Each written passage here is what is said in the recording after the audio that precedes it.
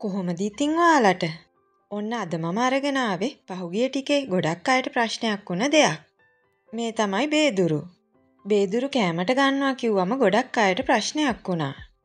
ඒ කොහොමද කියලා. ගොඩක් අය බේදුරු කියන්නේ මොනවද කියලා අඳුනන්නෙත් නැහැ. එහෙනම් අපි මුලින්ම බලමුකෝ මේ මොනවද කියලා. මං දාලා තියෙන සටහන් ටික බලන්න. විස්තර ගොඩක් තියෙනවා ඒ වගේ. බේදුරු කියන්නේ ෆර්න්ස් වගේ ශාකයක්. මේ බේදුරු දළු අවුරුද්දට සැරයක් දෙකක් තමයි අපිට කන්න ගන්න පුළුවන් වෙන්නේ. විශේෂයෙන්ම අවුරුදු කාලයට මේ පඳුරු අලුත් වෙලා අලුත් දළු දානවා. ඉස්සර 7 මාළුවට මේ දළු අරගෙන තියනවා අවුරුදු කාලේ තියෙන නිසා.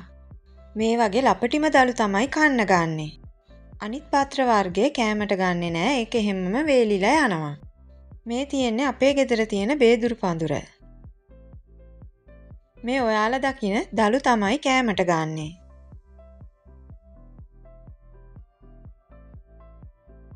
මේ යට තියෙන ලොකු පත්‍ර මෝරපු කොළ කෑමට ගන්නෙ නැහැ. මේ ඔයාලා දකින ලපටිම දළු විතරයි කඩලා ගන්න කෑමට උයා ගන්න. ගොඩක් අය මේ ඔයාලා දකින විසිතුරු පැලයත් බේදුරු කියලා වරදවා තේරුම් අරගෙන තියෙනවා. මේ වර්ගයේ බේදුරු නෙවෙයි. ඒක කෑමට ගත්තොත් අසාත්මිකතා එන්න පුළුවන්. දැන් අපි බලමුකෝ මේක හදාගන්න මොනවද ඕන කරන්න කියලා. හැමදාමත් වගේ ඕන කරන දේවල් ටික මම ඔයාලට ලිස්ට් එකක් විදියට දාලා තියෙනවා.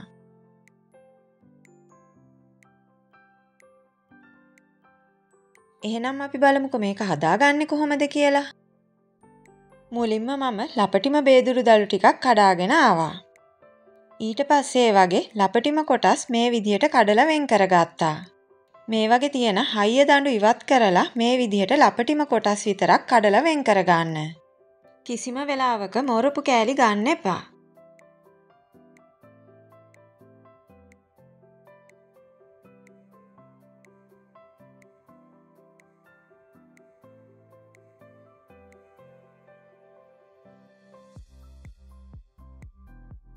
දැන් මම වතුර එකක් රත් වෙන්න තියලා උතුරගෙන එනකොට මේ කඩාගත්ත බේදුරු දළු ටික එකට දානවා.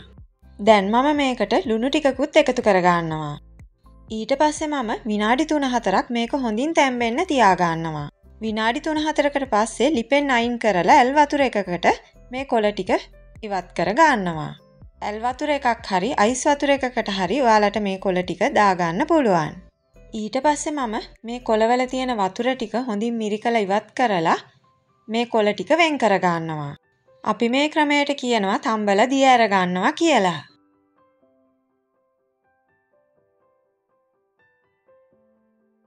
දැන් මම තම්බලා දිය ඇරගත්ත බේදුරු දළු ටික ඇතිලියකට දාගන්නවා. ඒකට මම අද කජු තමයි එකතු කරගන්නේ. ඔයාලට පුළුවන් කජු වෙනුවට කොස් ඇට ටිකක් පොඩියට කපලා මේකට එකතු කරගන්න. ඊට පස්සේ මම දීලා තියෙන අමුද්‍රව්‍ය ටික ඔක්කොම අවශ්‍ය ප්‍රමාණ වලින් මේකට එකතු කරගන්නවා. ගත්ත බේදුරු දළු වලට ඕන ප්‍රමාණ වලින් තමයි මම මේකට එකතු කරගන්නේ. මම අද මේකට කොච්චි තමයි එකතු කරගන්නේ. ඔයාලට අමු මිරිස් එකතු කරගන්න පුළුවන්. රතු ලුණු ගන්න තරමට මේකේ ගුණ වැඩි.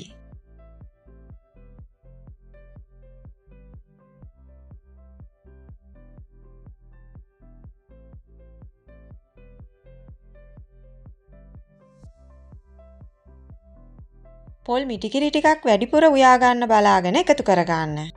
ඊට පස්සේ මේක සාමාන්‍ය ගින්දරේ හොඳින් උතුරලා කොළ ටික හොඳින් තැම්බෙන විදියට උයා ගන්න ඕන.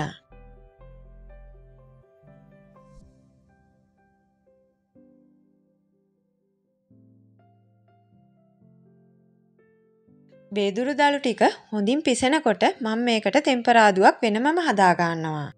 මුලින්ම මම තෙල් ටිකක් රත් වෙන්න තියලා අබ ටිකක් එකතු කරලා පුපුරව ගන්නවා.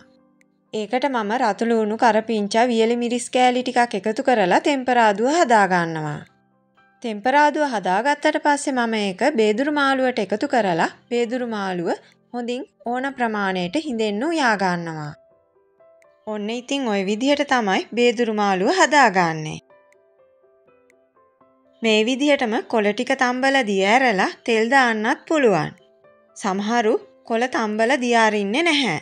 හැබැයි මේ වගේ කොළ වර්ග සමහරුන්ට අසාත්මික වෙන්න පුළුවන්. ඒ වගේ දේවල් වලින් බේරෙන්න මේ වගේ සුළු ක්‍රම ගොඩක් ප්‍රයෝජනවත් වෙනවා.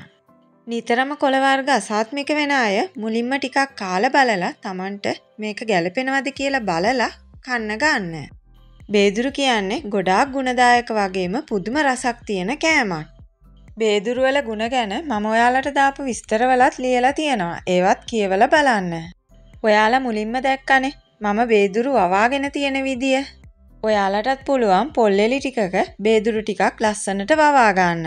එතකොට අප්‍රේල් වල විතරක් නෙවෙයි අවුරුද්දේ පුරාම ඉඳලා හිටලා හැදෙන දළු ටිකක් ඔයාලට කෑමට ගන්න පුළුවන්. ඔන්න ඉතින් ඔයාලත් මේ විදියට මේ දළු මාළුව හදලා බැලුවොතින් කොහොමද රස කියලා මටත් කියන්න අමතක කරන්න එපා. ඔයාලට බේදුරු වල ගුණ ගැන ගොඩක් දැනගන්න පුළුවන් ඉන්ටර්නෙට් එකෙනුත්. ඔයාලට මම දීලා තියෙන නම් වලින් ඒක සර්ච් කරලා බලන්න. එහෙනම් ඉතින් වෙනස් විදියක වෙනස් කෑමක් එක්ක අපි ඉක්මනින්ම ආයෙත් හම්බ වෙනකම් හැමෝම පරිස්සමෙන් නිරෝගීමත්ව සතුටින් ඉන්න.